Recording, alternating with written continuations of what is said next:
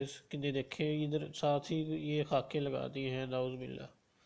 تو یہ اس کو تو دیکھنے کا میں آپ کو صرف اشارت دکھا رہا ہوں، کھول کے پورا نہیں دکھا رہا. یہ تو اس کی میں نے یہ بکواس بھی سن لیں آگے.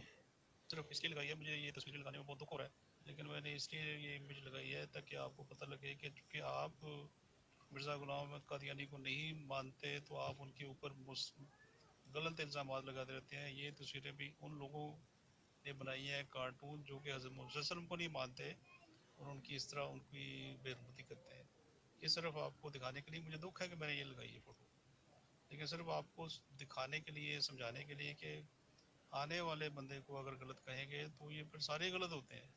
اگر میں آپ کی بات مان جاؤں کہ مسیح علیہ السلام ٹھیک نہیں تھے تو پھر مجھے محمد صلی اللہ علیہ وسلم کے مخالفین کو بھی بات ماننی ہوگی، پھر تو میں کہیں بھی نہیں ہوگا، تو میں ایتھیسٹ ہو جاؤں گا. تو آپ کو تھوڑا سا احساس ہونا چاہیے کہ آپ مجھے محمد صلی اللہ علیہ وسلم کے مخالفین کو بھی بات ماننی ہوگی، پھر تو میں کہیں بھی نہیں ہوگا، تو میں ایتھیسٹ ہو جاؤں گا. تو یہ آپ غور سے سن لیں، یہ بتا رہا ہے کہ اگر آنے والے باندر کا یہ انکار کرے گا، مسلمہ کا کذاب کو یہ اگر جھوٹا کہے گا تو پھر یہ سارے نبیوں کو جھوٹا کہے گا. ٹھیک ہے، اگر مسلمہ کو جھوٹا مان رہا ہے، مسلمہ کذاب کو، مسلمہ پنجاب کو، تو یہ سب کو جھوٹا ماننے گا، ایتھیسٹ ہو جائے گا. غور سے دوبارہ سن لیں. تو آپ کو تھوڑا مان جاؤں کہ مسیح علیہ السلام ٹھیک نہیں تھے تو پھر مجھے محمد صلی اللہ علیہ وسلم کے مخالفین کو بھی بات ماننی ہوگی، پھر تو میں کہیں بھی نہیں ہوگا، تو میں ایتھیسٹ ہو جاؤں گا. کہیں گے تو یہ پھر سارے غلط ہوتے ہیں.